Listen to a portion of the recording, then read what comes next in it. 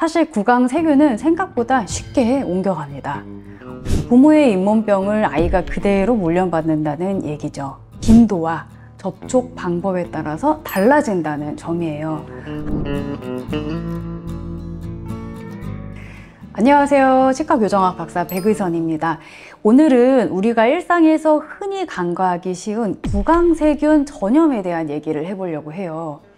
여러분, 혹시 가족이나 친구와 밥을 먹을 때 음식을 덜어 먹지 않거나 아니면 컵을 같이 쓰는 경우가 있으세요?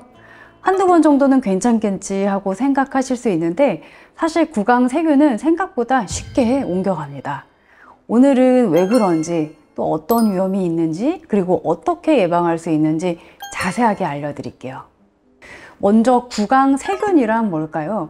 우리 입안에는 수백 가지 이상의 세균이 살고 있어요.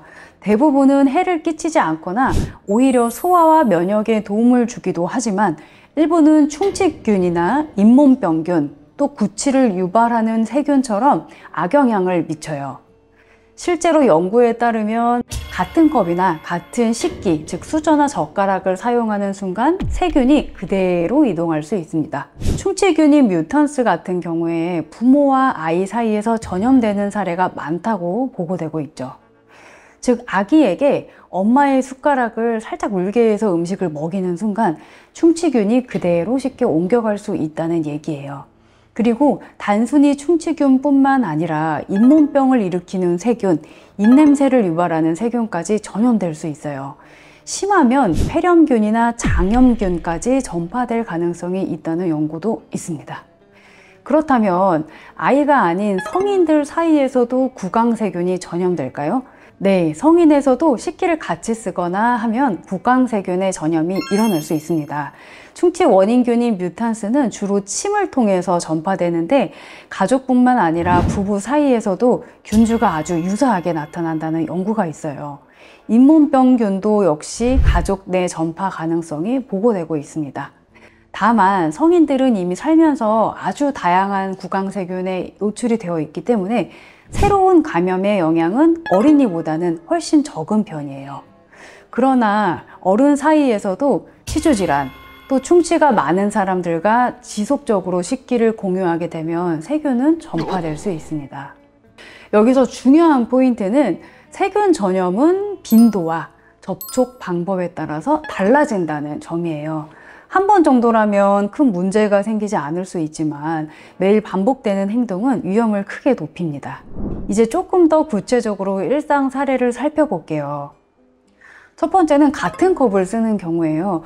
가족이나 친구와 음료를 마실 때 컵을 돌려 쓰는 경우가 있어요. 단순히 음료를 마시는 것뿐인데 그 안에는 세균이 그대로 남아 있습니다. 두 번째는 같은 식기를 쓰는 거죠.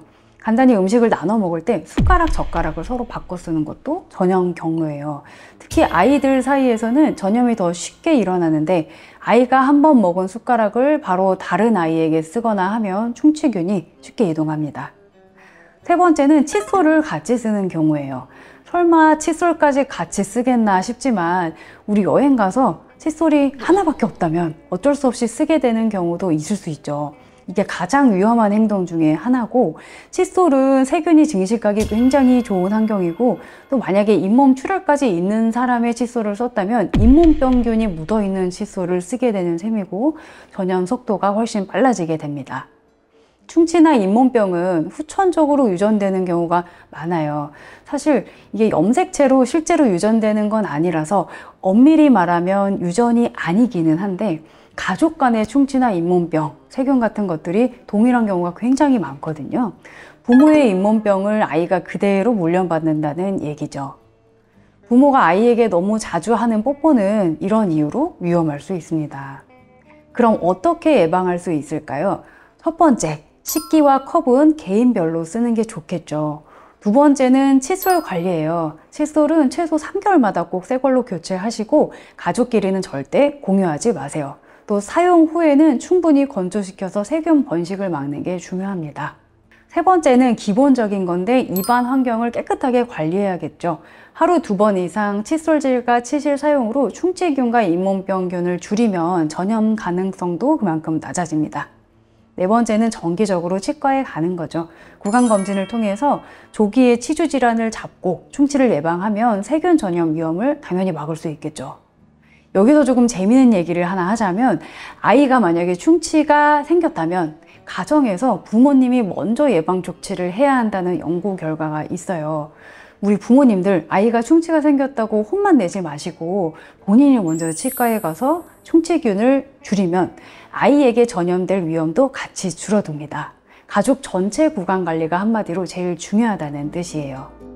오늘 영상이 도움이 되셨다면 좋아요, 구독 부탁드릴게요. 시청해 주셔서 감사합니다.